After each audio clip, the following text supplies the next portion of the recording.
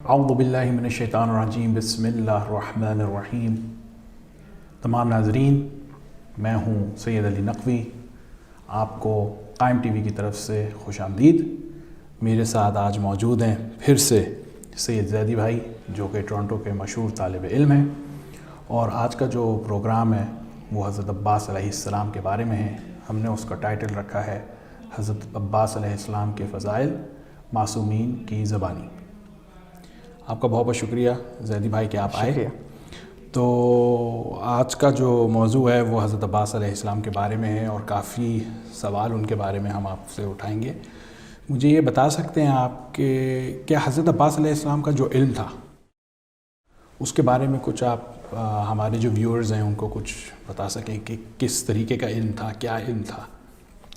اعوذ باللہ من الشیطان الرجیم، بسم اللہ الرحمن الرحیم، الحمد للہ رب العالمین، والصلاة والسلام علی اشرف الانبیاء والمرسلین، سیدنا و مولانا ابو القاسم محمد وعلی اہل بیتہ الطیبین الطاہرین المعصومین المظلومین، ولعنۃ الدائمۃ الباقیہ علی اعدائہم اجمعین من الآن الی قیام یوم الدین، اما بعد۔ بہت شکریہ آپ کا، اور حضرت عباس علیہ السلام کی شخصیت کے حوالے سے آج ہماری گفتگو ہوگی، اور آپ کا پہلا سوال انمول بھی ہے اور مختلف بھی ہے۔ وجہ یہ ہے کہ حضرت عباس علیہ السلام کے حوالے سے ہمارے ہاں جو تأثر پایا جاتا ہے وہ ان کے وفا کے حوالے سے زیادہ مشہور ہے، ان کی بہادری کے حوالے سے زیادہ مشہور ہے، اور گویا کہ ان کی شخصیت بڑی جلالی دکھائی جاتی ہے، جو میں غلط نہیں سمجھتا، کیونکہ اگر یہ انسان کا غضبناک ہونا اور انسان کا جلال میں آنا اگر خدا کے لیے ہو تو یہ بھی بہت ایک مستحسن بات ہے۔ اور بنی ہاشم مشہور تھے، بنو ہاشم علیہ السلام عموماً، یعنی تمام کی بات نہیں کر رہا لیکن عموماً جو ہیں ماشاءاللہ سے اس چیز میں بہت ماہر تھے، اور ان کی مثال آپ تھی۔ لیکن یہاں پر ہمیں دیکھنا ہوگا حضرت عباس علیہ السلام کی شخصیت بعنوان فضائل، یعنی معصومین علیہ السلام نے ان کے کیا فضائل نقل کیے ہیں۔ یہاں ایک بات جو ذہن میں رکھنے کی ہے کہ شخصیات کے مختلف زاویے ہوتے ہیں، یعنی اگر ایک شخصیت اچھی ہے یا ایک شخصیت بری ہے، اس کے بارے میں فیصلہ مجرد یہ نہیں کیا جائے گا کہ کون میرے ساتھ اچھا ہے یا کون میرے ساتھ برا ہے، بلکہ اگر ان کو دیگر الفاظ میں کہا جائے تو انسان کے پاس ایک میزان ہونا چاہیے۔ میزان یعنی ایک سیٹ آف پیرامیٹرز ہونے چاہیے جس کے اگینسٹ، جس کے مد مقابل آپ ایک انسان کی شخصیت کو جانچیں کہ آیا اس کی شخصیت میں کوئی ایسی بات ہے جو واقعتاً تعریف کے لائق ہے، یا اس کی شخصیت میں کچھ ایسے نقائص ہیں جو واقعتاً اس کی شخصیت کو مجروح کرتے ہیں۔ تو اگر ہم شخصیات کے پیرامیٹرز کو دیکھیں اور ائمہ علیہ السلام کی زبانی دیکھیں حضرت عباس کے کردار کو، تو ہم دیکھتے ہیں حضرت عباس علیہ السلام نہ فقط شجاعت میں، نہ فقط اپنی وفاداری میں بہت آگے تھے، بلکہ جتنے بھی آپ شخصیات کے زاویے دیکھ سکتے ہیں ان تمام زاویوں میں حضرت عباس علیہ السلام کی شخصیت منفرد تھی۔ قرآن مجید میں بھی اس کا فیصلہ ہے، جہاں خداوند متعال نے کہا تھا کہ کیا اہل علم ان لوگوں کے برابر ہو سکتے ہیں جو علم نہیں رکھتے؟ هل يستوي الذين يعلمون والذين لا يعلمون، کہ کیا اہل علم اور غیر اہل علم برابر ہو سکتے ہیں؟ یعنی علم جو ہے وہ فضیلت کا معیار ہے۔ بالکل بالکل۔ علم کے ذریعے سے، اور کتنی ہی ہمارے یہاں روایات ہیں کہ ایک عالم کی عبادت عابد سے کتنے گنا اچھی ہے، بالکل۔ اس کی 2 رکعت نماز عابد کی 70 رکعت نمازوں سے کتنی اچھی ہے، اس کا لکھنا، اور اس کا لکھنا شہید کے خون سے زیادہ اگر کوئی واقعتاً حرمت رکھتی ہے چیز اور فضیلت رکھتی ہے، وہ اس عالم کی لکھائی سے جو انک ہے اس کی اہمیت ہوتی ہے۔ بہرحال یہ مقدمہ ہے، موضوع کے اوپر واپس آتے ہیں۔ حضرت عباس علیہ السلام کے حوالے سے میرے سامنے کتاب ہے جس کا نام ہے ثمرۃ الاعواد۔ صحیح۔ یہ مکتبۃ الحیدریہ کی چھاپ ہے، اور اس کی جلد نمبر 1 ہے اور صفحہ نمبر 221 ہے۔ اس میں وہ علامہ دربندی کی کتاب سے نقل کرتے ہیں قال اہل السیر کہ سیرت نگاروں نے یہ بات امیر المؤمنین سے نقل کی ہے، یروى عن امیر المؤمنین انہ قال ان ولدی العباس زک العلم زقا، کہ میرا بیٹا عباس، امیر المومنین علیہ الصلاۃ والسلام کا قول ہے، میرا بیٹا عباس علم سے اس طرح بھرا گیا ہے جس طرح بھرنے کا حق ہے۔ انما یرید اللہ لیذہب عنکم الرجس اہل البیت ویطہرکم تطہیرا، کہ اللہ تعالیٰ نے اہل بیت کو ایسی تطہیر دی جو طہارت کا حق رکھتی تھی، یعنی مفعول مطلق ہے۔ مفعول مطلق کیا ہوتا ہے؟ کسی چیز کی سپرلیٹو ڈگری بتانے کے لیے عموماً آتا ہے۔ اب لفظ ادھر آیا ہے ذق، ذق لفظ آیا ہے، میں ناظرین سے چاہوں گا کہ وہ اس پر توجہ کریں۔ یہ میرے سامنے کتاب ہے لسان العرب، جلد نمبر 10 ہے اور صفحہ نمبر 143 ہے۔ علامہ افریقی مشہور و معروف ہیں لغت لکھنے والے، وہ کہتے ہیں الزق مصدر الزق الطائر، الفرخ یزقه زقا وزقه اطعمه بفیہ، یعنی آپ اگر ایک شخص دوسرے کو زق کرے، لفظ پہ غور کیجیے گا، زق آیا ہے تو اس کا مطلب ہے کہ وہ اس کو کھانا کھلائے اپنی چونچ سے، اپنے منہ سے۔ تو یہاں یہ بات کہی جا رہی ہے کہ مولا عباس، حضرت عباس سرکار وفا کو علم زق کی صورت میں دیا گیا ہے، یعنی چونچ در چونچ جس طریقے سے ایک تربیت کی جاتی ہے۔ آپ نے دیکھا ہوگا کہ میرے گھر میں ایک زمانے میں پرندے تھے، اور جو پرندے تھے جب چھوٹا بچہ ہوتا تھا تو ماں باجرے کو بہت ہی سہل کر کے، چھوٹا کر کے بچے کے منہ میں دیا کرتی تھی، اس طریقے کو زق کہتے ہیں۔ صحیح۔ تو حضرت عباس علیہ الصلاۃ والسلام کو اس طریقے سے اہل بیت علیہم السلام کی طرف سے علم دیا گیا ہے۔ جب اس طریقے سے علم دیا گیا ہے تو آپ خود سوچ لیں کہ اس علم کی نوعیت کیا ہوگی، یعنی وہ نوعیت بالکل عام نوعیت کا نہیں ہے کہ جس طریقے سے ہمیں ایک درس دے دیا جائے، بلکہ جس طریقے سے پرورش کی جاتی ہے اور بچپنے سے علم جو ہے وہ ودیت کیا جاتا ہے، اس مثال کو لے کے امیر المومنین چل رہے ہیں۔ جب امیر المومنین کا انتقال ہوتا ہے، شہادت ہوتی ہے، اگر آپ اس زمانے کو دیکھیں تو حضرت عباس کی عمر بہت زیادہ نہ تھی، لیکن اس وقت بھی حضرت امیر المؤمنین علیہ الصلاۃ والسلام حضرت عباس کے علم کی تعریف کر رہے ہیں۔ تو اب سوچئے کہ ان کے علم کی کیا نوعیت ہوگی جب وہ اپنے عین عالم شباب میں ہوں گے۔ بالکل بالکل۔ اور ان کا وہی خطبہ بہت مشہور ہے جو انہوں نے حج کے مقام میں، یعنی جب حج کیا تھا تو کعبے کی چھت پر کھڑے ہو کے حضرت عباس نے خطبہ دیا تھا، اور یقین جانیں میری بہت خواہش تھی کہ اگر ہم اس خطبے پر چلتے اور حضرت عباس کی معرفت کا جو ایک طبق ہے، یعنی آپ لیول کہہ لیجئے، جس طبق کے تحت حضرت عباس علیہ الصلاۃ والسلام نے اپنی معرفت کا اظہار کیا ہے، میں سمجھتا ہوں کہ اس معرفت کا اظہار بہت کم لوگ کر سکتے ہیں۔ تو یہاں سے ہمیں حضرت عباس کی علمیت کا اندازہ ہوتا ہے۔ تو میں ذرا تھوڑا سا واپس اگر جاؤں تو آپ کا جو کہنا ہے زق کے بارے میں، وہ یہی ہوا شاید جو کہ correct me if I am wrong, کہ رسول خدا نے بھی کہا کہ علی کو میں نے ایسا ہی علم دیا، اور ویسا ہی علم پھر حضرت علی علیہ السلام نے حضرت عباس کو دیا۔ بہت خوب، لیکن ماشاءاللہ سے جو انہوں نے تعبیر بیان کی ہے وہ تقریباً صحیح تعبیر ہے، لیکن یہاں پر جو لفظ ہے وہ ذق آیا ہے۔ ذق کا مطلب ہے مجہول کا صیغہ، یعنی ادھر آپ جو فاعل ہے اس کو ذکر نہیں کر رہے بلکہ صرف یہ بتا رہے ہیں کہ علم دیا گیا ہے۔ تو علم دینے میں امیر المومنین بھی شامل ہیں، امام حسن بھی شامل ہیں، اور امام حسین علیہم السلام، سب کی شخصیت شامل ہے۔ تو جب ہی یہاں پہ مجہول کا صیغہ استعمال کیا گیا کہ عقیلہ بنی ہاشمہ جناب زینب سلام اللہ علیہا بھی شامل ہے، امام حسن بھی شامل ہے، امام حسین بھی ہیں، یعنی سب ہیں۔ غرض ہے کہ یہ پورا اہل بیت کے کردار جو مجسم کردار تھے انہیں نے حضرت عباس کی تربیت کی ہے ماشاءاللہ۔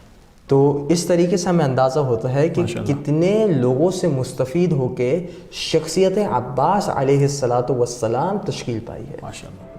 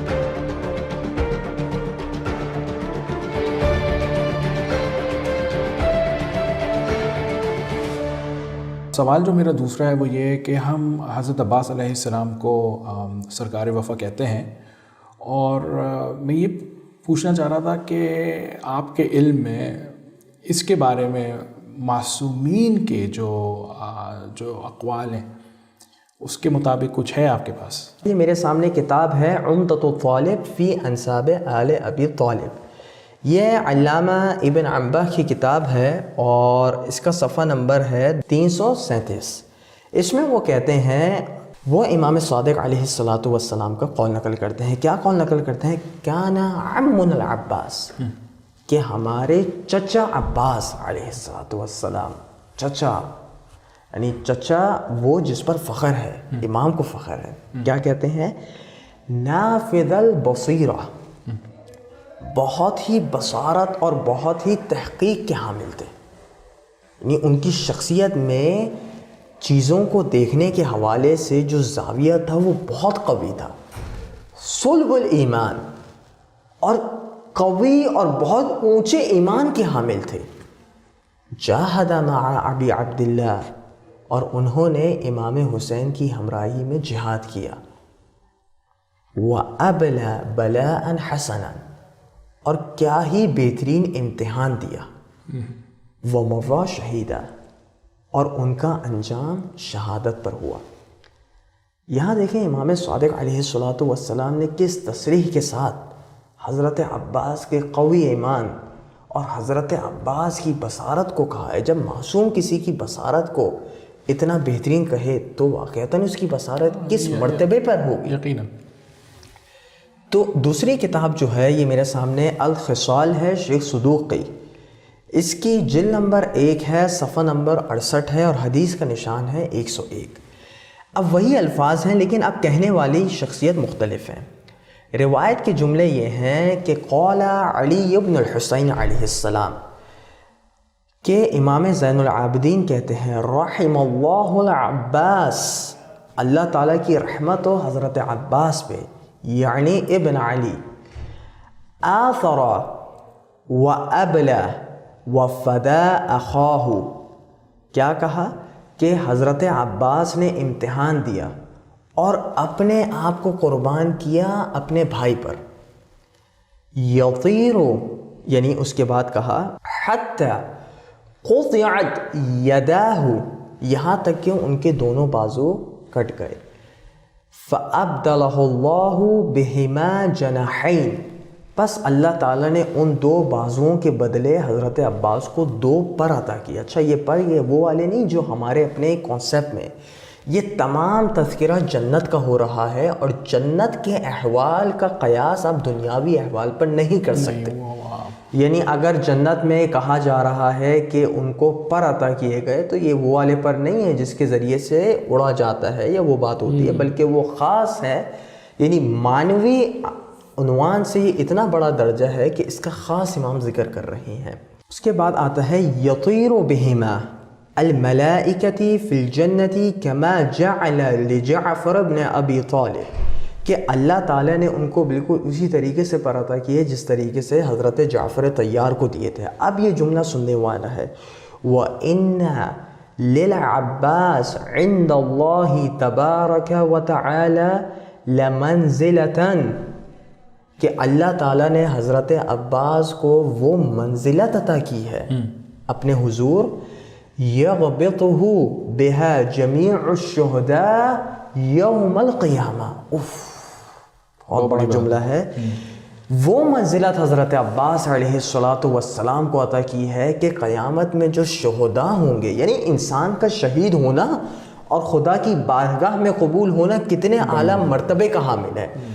کہا یہ جا رہا ہے کہ حضرت عباس کو وہ منزلت عطا کی گئی ہے جنت میں کہ قیامت کے دن جو شہداء ہوں گے وہ حضرت عباس کو دیکھ کر، ان کی منزلت کو دیکھ کے تمنا کریں گے کہ کاش ہم بھی اس منزلت کے حامل ہوں۔ یعنی وہ سب سے اونچے منزلت پہ ہوں گے، جو منزلت کا تصور ہم کر سکتے ہیں۔ یعنی اگر آپ معصومین کا استثناء کر دیں، کیونکہ معصومین تو واضح طور پہ جو ہے وہ جنت کے سرداروں میں سے ہیں، لیکن اگر ان کا استثناء کر دیں، انبیاء علیہم السلام کا استثناء کریں، تو جتنی بھی شہداء ہیں، حضرت حمزہ بھی ایک شہید ہیں، بالکل، حضرت جعفر طیار بھی شہید ہیں، حضرت زید بن حارثہ بھی شہید ہیں. کتنے عظیم عظیم شہداء ہیں. کیا حضرت حبیب بن مظاہر شہید نہیں؟ عظیم شہداء. لیکن وہ تمام کے تمام شہداء جب حضرت عباس کی منزلت کو دیکھیں گے تو تمنا کریں گے یغبطہ. غبط کا مطلب کیا؟ غبط یعنی انسان کا تمنا کرنا کہ کاش میرے پاس بھی یہ چیز ہوتی، میرے پاس بھی یہ مقام ہوتا. غبط ہوگی دیگر شہداء کی طرف سے. کس کی طرف؟ حضرت عباس کے منزلت کو دیکھ کر. اسی طریقے سے یہ ہمارے پاس کتاب ہے، وہی شیخ صدوق کی تصنیف ہے لیکن مختلف کتاب ہے. اعمالی ان کی کتاب کا نام ہے، اعمالی شیخ صدوق. ہمارے پاس مختلف اعمالیات ہیں اور انشاءاللہ پھر کبھی موقع ملے گا. وقت کیونکہ کم ہے ورنہ ہم ان اعمالی کی تفصیلات میں بھی جاتے. کہ میری عادت ہے کہ میں جب کتاب کا حوالہ دیتا ہوں تو کبھی کبھار میں اس کتاب کی تفصیل میں بھی چلا جاتا ہوں. یہ اچھی بات ہے. لیکن چونکہ وقت کی کمی ہے لیکن سرے دست بتاتا چلوں کہ ہمارے پاس 4 شیعہ علماء کی عمالیات ہیں. شیخ صدوق کی، شیخ المفید کی، شیخ الطوسی کی اور سید مرتضیٰ کی. یہ 4 عمالیات ہمارے پاس ہیں اور یہ جو میرے پاس عمالی ہے وہ شیخ الصدوق کی ہے. روایت جو ہے ثابت بن ابی صفیہ سے ہے. میں سند کو حذف کرتا ہوں اور مین مطلب پڑھاتا ہوں. صفحہ نمبر 324 ہے میرے سامنے اور مجلس کا نشان ہے 71ویں مجلس ہے، 71 بلکہ 70 نمبر کی مجلس ہے، معاف کیجیے گا، 70 نمبر کی مجلس ہے. اس میں روایت کے جملے ہیں: نظر سید العابدین علی ابن الحسین الی عبید اللہ ابن عباس ابن علی ابن ابی طالب. کہ امام زین العابدین علیہ السلام نے حضرت عباس کے فرزند عبید اللہ کو دیکھا. حضرت عباس ابو الفضل کے نام سے ہیں، یعنی فضل ان کے بیٹے، عبید اللہ بھی حضرت عباس کے بیٹے تھے. عجیب جملہ ہے واقعتاً. کبھی کبھی منزل فضائل میں تو ہیں لیکن انسان کی آنکھوں سے اگر آنسو بھی ٹپک جائیں تو بالکل ممکن ہے. فاستعبر، امام زین العابدین رونے لگے.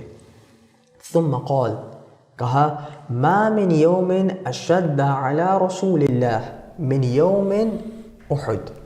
کہ رسول اللہ پر احد کے دن سے مشکل ترین دن کوئی نہیں تھا. کیوں نہیں تھا؟ قتل فیہ عمہ حمزۃ ابن عبد المطلب. کہ اس دن حضرت حمزہ شیر خدا، یعنی شیر خدا مولا کائنات، لیکن حضرت حمزہ کو بھی کہا جاتا ہے اللہ تعالیٰ کے شیروں میں سے ایک شیر. حضرت حمزہ اس دن شہید ہوئے. اسد اللہ و اسد رسولہ، جملے بھی آگے روایت میں، اللہ تعالیٰ کے شیر اور اس کے رسول کے شیر. وبعدہ یوم مؤتہ قتل فیہ ابن عمہ جعفر ابن ابی طالب. اور اس کے بعد جو بہت مشکل ترین دن آیا وہ غزوہ موتا کا تھا، جنگ موتا میں، جب حضرت جعفر ابن ابی طالب شہید ہوتے ہیں. ثم قال، پھر امام زین العابدین کہتے ہیں: ولا یوم کیوم الحسین. واقعتاً کوئی دن نہیں تھا مگر جو امام حسین کا دن تھا. امام حسن کی بھی روایت ہے نا کہ اے ابا عبداللہ، آپ پر جو گزرے گی وہ دن کوئی دن اس کی مماثلت نہیں رکھ سکتا. یعنی ہم لوگ، ایک میں بات عرض کرتا چلوں، جو ہم لوگ ایک سلوگن کے طور پہ کہتے ہیں کل یوم عاشورا کل ارون کربلا، شاید ایک جزوی عنوان سے کہا جا سکتا ہے کہ یہ صحیح ہو، لیکن کوئی دن بھی عاشورہ جیسا نہیں ہے. کوئی دن بھی جو امام حسین جیسا جو دن ہے وہ عاشورہ جو امام حسین کے اوپر پڑا، ویسا دن اس کی کوئی مثال نہیں ہے. خود معصوم کی زبانی: ازدلف علیہ 30,000 رجل یزعمون انہم من هذه الامہ کلون یتقرب الی اللہ عز وجل بدمہ. کہ اس وقت 30,000 جو ہے وہ دشمن کی فوج جمع ہوئی اور ہر کوئی چاہتا تھا کہ امام حسین کو شہید کرے، اور ان کی نیت اس میں کیا تھی کہ وہ اللہ تعالیٰ کا تقرب حاصل کریں. اب یہ عجیب مرحلہ دیکھیں حضرت، کہ امام حسین کو شہید کیوں کیا جا رہا ہے؟ تاکہ اللہ تعالیٰ کی رضا حاصل کی جائے. وَهُوَ بِاللَّهِ يُذَكِّرُهُمْ فَلَا يَتَعِظُونَ. کہ وہ امام حسین جو ہیں وہ ان کو بار بار خدا کی یاد دلاتے لیکن وہ اس سے کوئی سبق نہ لیتے. حَتَّى قَتَلُوهُ بَغْيًا وَظُلْمًا وَعُدْوَانًا. یہاں تک کہ امام حسین کو مظلومیت کے ساتھ اور شدید دشمنی کے ساتھ شہید کیا گیا. اب وہی جملہ آتے ہیں: ثم قال رحم اللہ العباس فَلَقَدْ آثَرَ وَأَبْلَى وَفَدَى أَخَاهُ بِنَفْسِهِ، جو پہلے روایت میں بھی آیا تھا، حَتَّى قُطِعَتْ يَدَاهُ فَأَبْدَلَ لَهُ اللَّهُ عَزَّ وَجَلَّ، کہ حضرت عباس کو شہید کیا گیا، اور کس طریقے سے شہید کیا گیا کہ ان کے دونوں ہاتھوں کو کاٹا گیا، جس کے بدلے اللہ تعالیٰ نے ان کو کچھ اور اجر عطا کیا۔ باقی یہ جملے جو ہیں وہ روایت کے تقریباً وہی ہیں، تو اب اس کو نقل نہیں کیا جاتا، لیکن یہاں حضرت عباس کی فضیلت بتائی جاتی ہے کہ رسول اللہ پر مشکل ترین دن کون سا تھا؟ جب حضرت حمزہ کی شہادت ہوئی، حضرت جعفر بن ابی طالب، حضرت جعفر طیار کی شہادت ہوئی۔ تو شہداء میں جو مقامات تھے وہ حضرت حمزہ اور حضرت جعفر کا بڑا منفرد ہے، اسی کے ساتھ حضرت عباس کے مقام کو ذکر کیا جا رہا ہے، لیکن اس تصریح کے ساتھ کہ حضرت عباس اس دن میں امام حسین کی مدد کرنے آئے تھے جس دن کی مماثلت کوئی دن بھی نہیں رکھتا۔ یعنی بات یہ کی جا رہی ہے جس طریقے سے وہ دن بے مثال ہے، اسی طریقے سے اس دن شہید ہونے والے حضرت عباس کی مثال غیر ممکن ہے۔ آپ کا بہت بہت شکریہ، آپ نے اتنا اچھا ہمیں جواب دیا۔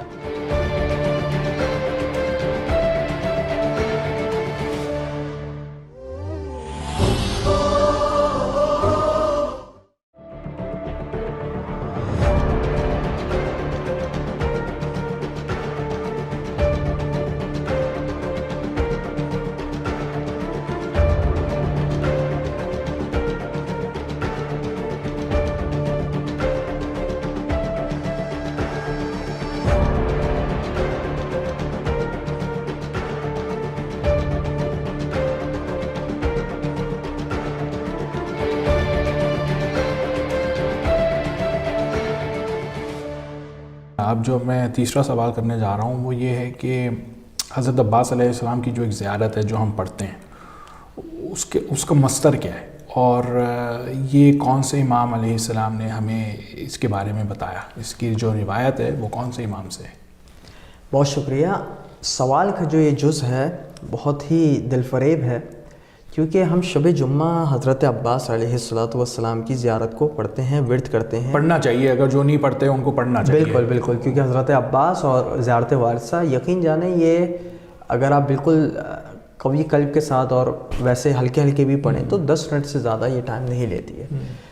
10 منٹ کے اندر اگر آپ اس زیارت کو بھی پڑھ سکیں تو واقعتاً یہ بہت عظیم فضیلت کی حامل ہے، اور اس کا تعلق چونکہ ایک عام شیعہ کی زندگی ہے جو واقعتاً زیارات کو پڑھتا ہے یا کچھ نہیں، جب وہ کربلا جاتا ہے تو کربلا میں ایک چارٹ ہوتا ہے، یہ ایک چھوٹی سی کتابچہ ہوتا ہے جس کو دیکھ کر جو ہے وہ حضرت عباس کی زیارت کو پڑھا جاتا ہے، یا کچھ نہیں تو بالکل ان کے جو صحن شریف ہے، جہاں جو مرقد شریف ہے، جہاں ان کی ذریعہ مبارک ہے، اس کے بالکل باہر وہ زیارت بھی لگی ہوئی ہے، یعنی اذن دخول کی طرف، یا اذن دخول، یعنی اذن دخول سے تھوڑا سا پہلے جو بالکل ایک ہال ٹائپ ایریا ہے نا، صحیح، وہاں پہ جہاں سے آپ حرم کو مطلب ان کی ذریعہ کی تو زیارت کر سکتے ہیں، لیکن تھوڑا سا اذن دخول سے پہلے وہاں پر میں نے زیارت دیکھی ہے، اور میں نے دیکھا کہ اس کا مصدر کیا ہے۔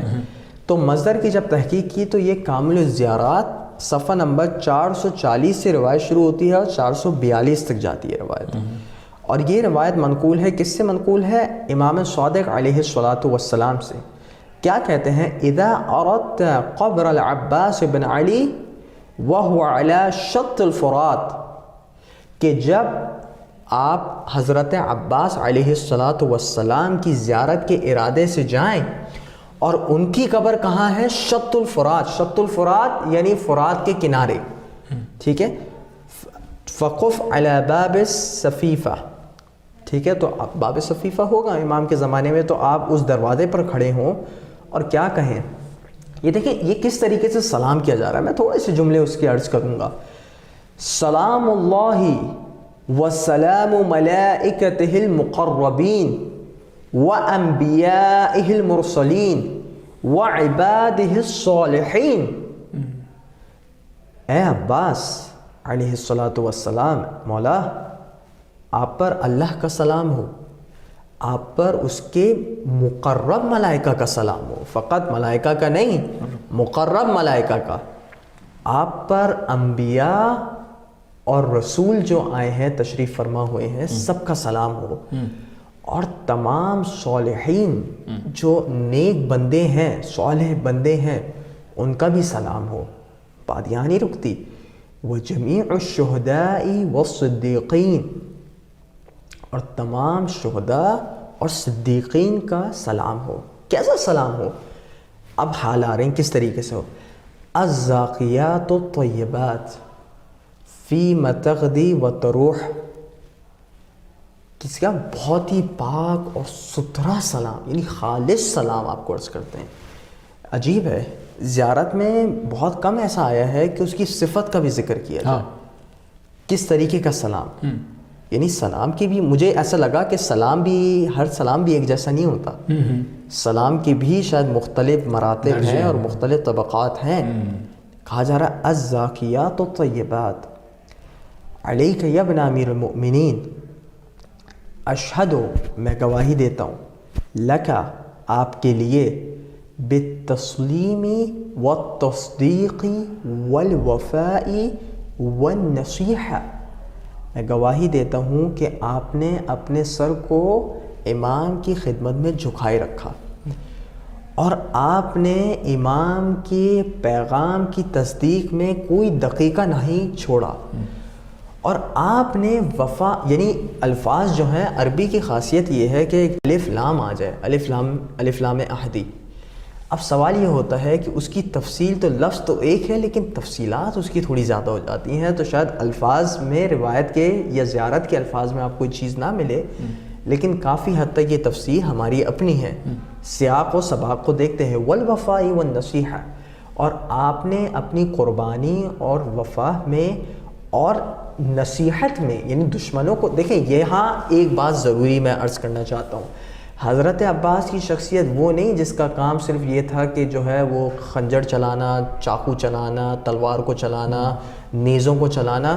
حضرت عباس کا تذکرہ کس طریقے سے کیا جا رہا ہے؟ والنصیحہ، نصیحت کی کس کے لیے؟ لخلف النبی المرسل، کہ رسول اللہ کے خلف کے لیے، خلیفہ کے لیے. کون؟ امام حسین علیہ السلام کے لیے. والسبط المنتجب، اس کے بعد وہ پوری چلتی ہے. تو یہاں پر فقط یہ بتانا مقصود ہے کہ امام صادق کی جو زیارت ہے یہ تقریباً 1.5 صفحے پر محیط ہے. 1.5 صفحے پر محیط ہے، اور آپ اس کے الفاظ کو پڑھیں، کبھی اردو میں ترجمہ اٹھائیں یا duas.org پہ جائیں گے تو پورا انگلش میں ٹرانسلیشن بھی موجود ہے. خود مطالعہ کریں، یا مفادیح میں جائیں گے تو علامہ جوادی کا ترجمہ ہے، یا مختلف تراجم کو دیکھیں اور ترجمے کو پڑھیں کس طریقے سے خطاب کیا جا رہا ہے سرکار وفا سے. یہ آپ نے ایک بہت اچھی بات کی کہ ہم جو نارملی جو عربی نہیں بولتے وہ جب بھی کچھ زیارات یا دعائیں پڑھتے ہیں تو وہ بہت جلدی سے پڑھتے ہیں، اور وہ کبھی کبھی شاید ٹرانسلیشن کو نہیں پڑھتے، ترجمے کو نہیں پڑھتے، اور اگر پڑھتے ہیں تو سوچتے نہیں ہیں، غور نہیں کرتے. آپ نے بہت اچھی بات کی کہ ذرا اس پہ غور کیجئے کہ کس طریقے سے سلام بھیجا جا رہا ہے. تو بہت بہت شکریہ آپ کا. جو چوتھا سوال جو میں آپ سے کرنا چاہتا ہوں اس موضوع کے بارے میں وہ یہ ہے کہ کیا حضرت عباس کے بارے میں امام حسین نے کوئی ایسی بات کی ہو جو بہت ہی خاص ہو؟ اچھا، یہ جو بہت انمول ہو. یقین جانے کہ میں سوچ رہا تھا امام حسین حضرت عباس کا جو تعلق رہا ہے وہ کسی سے ڈھکا چھپا نہیں ہے، اور ان کے آپس میں بھی گفتگو جو ہے وہ گاہے بگاہے رہتی ہے. لیکن یہاں خاص میں جب حضرت عباس کے حرم میں 40 میں گیا تھا تو وہاں ایک خاص قول لکھا ہوا تھا اور اس کا حوالہ بھی وہی دیا ہوا تھا. میں وہی حوالہ آپ کو دے رہا ہوں. ماشاءاللہ. تو وہ حضرت عباس کے حرم میں جائیں تو بینر لگے ہوتے ہیں اور حضرت عباس کے حوالے سے جو اقوال ہیں ائمہ علیہم السلام کے وہ ذکر ہوتے ہیں. اس میں تاریخ الطبری ہے، جلد نمبر 3 ہے اور اس کا صفحہ نمبر 550 ہے. دارالفکر کی چھاپ ہے یہ. اس میں ہے کہ حضرت عباس یعنی عصر 9 محرم کی عصر میں عمر بن سعد حملہ کرتا ہے. تو امام حسین کس کو بھیجتے ہیں؟ حضرت عباس کو بھیجتے ہیں کہ وہ جا کر جو ہے وہ نیگوشیٹ کر کے آئیں اور طے یہ پائے کہ جنگ جو ہوگی وہ کل ہوگی اور 1 رات کی مہلت ہو. مہلت کس کے لیے ہو وہ میں اپنے مخاطبین پر چھوڑتا ہوں، سننے والوں پر چھوڑتا ہوں کس کے لیے. تو اس وقت امام حسین حضرت عباس کو کس طریقے سے مخاطب کرتے ہیں؟ کہتے ہیں ارکب بنفسی انت یا اخی، کہ آپ اے میرے بھائی آپ جو ہے وہ بڑھیے، میری جان آپ پر قربان ہو. یہ کیا امام مبالغہ کریں گے؟ کیا امام صاحب توقع کر سکتے ہیں مبالغے کی؟ حاشا، کبھی نہیں کیا جا سکتا امام سے توقع۔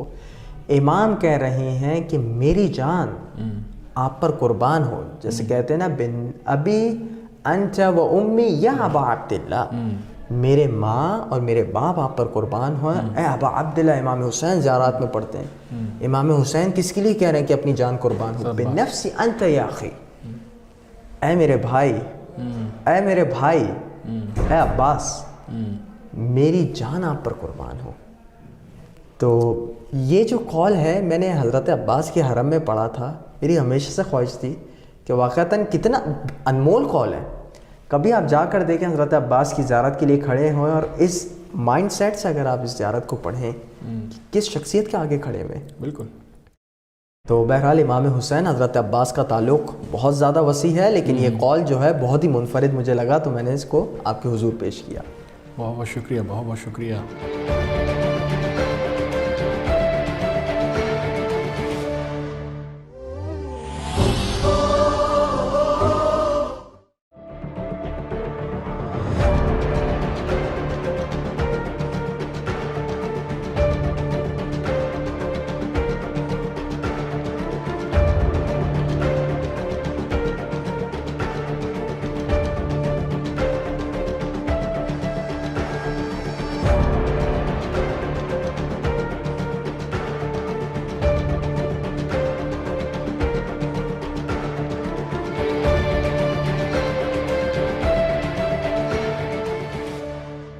تو سوال جو ہے وہ یہ ہے کہ امام زمانہ علیہ السلام نے حضرت عباس علیہ السلام کے بارے میں زیارت ناحیہ میں کیا فرمایا؟ ان کی وہ کس طریقے سے حضرت عباس علیہ السلام کو دیکھتے ہیں؟ آپ نے دیکھا ہوگا ہمارے پروگرام کے شروع میں کہ ہم نے شروعات امیر المومنین کے حوالے سے کی علیہ الصلوۃ والسلام کے، پھر امیر المومنین کے بعد ہم نے امام صادق کا قول نقل کیا، امام زین العابدین کا کیا، امام حسین علیہم السلام کا، اب پانچویں معصوم کا قول نقل کیا جا رہا ہے۔ لیکن یہ قول کیوں ضروری ہے؟ کیونکہ یہ اس کا تعلق ہمارے وقت کے امام سے بالکل علیہ الصلوۃ والسلام عجل اللہ تعالی فرجہ الشریف۔ بہار الانوار ہمارے سامنے ہے۔ اچھا یہ روایت جو ہے کافی کتابوں میں ہے، لیکن میں نے خلاصتاً جو ہے وہ علامہ مجلسی کی بہار سے امام حسین کے اوپر جو انہوں نے جلد لکھی ہے اس کی جلد نمبر 45 ہے اور صفحہ نمبر 67 ہے۔ اچھا زیارت بہت بڑی ہے، تو میں صرف آپ کو جو الفاظ ہیں وہ نقل کرتا ہوں۔ ذہن میں رہے، ہم لوگ جو کہتے ہیں سرکار وفا، یہ کوئی ہمارا مبالغہ نہیں ہے، بلکہ آپ امام کے جا بجا تذکرات میں دیکھیں جب حضرت عباس کو تذکرہ کر رہے ہیں کس طریقے سے تذکرہ کر رہے ہیں۔ میں ابھی یہ الفاظ نقل کرتا ہوں۔ السلام علی العباس ابن امیر المؤمنین، سلام ہو حضرت عباس پہ، المواسی اخاہ بنفسی، کہ جس نے اپنی جان کو قربان کیا اپنے بھائی امام حسین کے لیے، الآخذ لغدہ من امسہ، کہ جس نے اپنی آخرت کو مقدم کیا کس پر؟ اپنی دنیا پر، الفادی لہو، جس نے فدا کی اپنی جان کو، الواقی، واقعی یعنی وقایا، تقوی بھی اس سے نکلا ہے، واقعی یعنی حفاظت کرنے والا، حفاظت، کس نے حفاظت کی امام حسین کی، الساعی الیہ، جس نے امام کی کوشش میں کوئی دقیقہ نہیں چھوڑا، کوئی جد و جہد نہیں چھوڑی حضرت عباس نے، الساعی الیہ، ان کی محنت اور ساری توجہات کا مرکز امام حسین کی ذات تھی، اس کی طرف کوشش کرنے میں کوئی دقیقہ نہیں چھوڑا۔ اور اس کے بعد کہا کہ پھر ذکر کیا الساعی الیہ بمائی المقطوعۃ یدہ، وہ جس کے ہاتھ کو کاٹا گیا، لعن اللہ قاتلیہ یزید بن وقات وحکیم بن طفیل، وحکیم بن طفیل اور یزید بن وقات جو ہیں یہ حضرت عباس کے قاتلوں میں سے تھے اور امام نے ان پر لعنت کی۔ غرض یہ اگر میں اختتامی کمنٹ کہوں اور بات کو میں ختم کروں، میں یہ کہوں گا کہ حضرت عباس کی شخصیت وہ شخصیت ہے جن کی فضائل اور جن کے مناقب جو ہیں وہ جا بجا معصومین علیہم السلام سے منقول ہیں، اور جو ہمارے خطبہ، ہمارے ذاکرین، ہمارے علماء حضرت عباس کی عظیم منزلت کا ذکر کرتے ہیں، وہ صرف ان کی کوئی ذاتی خواہشات کی وجہ سے نہیں، بلکہ واقعتاً ان کی شخصیت اس لیول کی ہے اور اس مرتبے کی ہے کہ ہم اس شخصیت کا تذکرہ جتنا کرتے رہیں وہ کم ہے۔ اور آپ یقین جانیں، میں یہ سوچ رہا تھا کہ یار پروگرام جو ہے ہمارا وہ ایک ہی ہے، اور 3، 4 اور 5 شعبان ساتھ پڑے گی، کس کا میں تذکرہ کروں؟ امام حسین کی ذات ہے، حضرت عباس کی ذات ہے، اور دیگر تواریخ ہیں۔ میں نے لیکن حضرت عباس کی شخصیت کو منفرد عنوان سے چنا۔ بہت زبردست کہ ایک بات ہے نا، ویسے مذاق میں بھی کہا جاتا ہے، خیر اس میں مذاق نہیں ہے بلکہ حقیقت ہے، کہ لوگ جو ہے جب بھی قسم کھاتے ہیں تو حضرت عباس کی قسم بہت مشکل ہے کہ کوئی جھوٹی قسم کھائے، حضرت عباس علیہ السلام کے حوالے سے۔ اور یہاں تک کہ حضرت عباس علیہ السلام کے حوالے سے جتنی حوائج پوری ہوتی ہیں، آپ کو حیرانی ہوگی کہ حضرت عباس کا جو مرکزی بورڈ ہے جو ان کے حرم کو مطلب لک آفٹر کرتا ہے، اس کا نام ہے الکفیل۔ جتنی زیادہ ڈونیشن اور جتنا زیادہ لوگ حضرت عباس کے حرم میں دیتے ہیں، عراق میں کسی اور کے حرم میں نہیں دیا جاتا۔ نہ امام حسین کے حرم میں اتنا دیا جاتا ہے، نہ امیر المؤمنین کے، نہ قادمین میں، نہ سامرہ میں، کیونکہ لوگوں کی وابستگی حضرت عباس سے بہت ہی منفرد ہے۔ اس کا یہ مطلب نہیں کہ ان کو فضیلت دی جا رہی ہے، بلکہ وابستگی اس حوالے سے ہے کہ جس طریقے سے ایک انسان کی اپنی ماں سے وابستگی ہوتی ہے، اور اس میں کوئی شک نہیں کہ اس کی ماں جو ہے وہ افضل نہیں ہوتی بہت ساری خواتین سے، لیکن وہ لگاؤ ایسا ہوتا ہے جس کی کوئی مثال نہیں ہوتی۔ تو ہماری بھی جو حوائج کا مرکز ہیں وہ حضرت عباس کی ذات ہے۔ ماشاءاللہ ماشاءاللہ۔ تو بہرحال یوں ہمارا موضوع آج کا جو ہے وہ اختتام پذیر ہوتا ہے۔ بہت بہت شکریہ آپ کا زیدی بھائی۔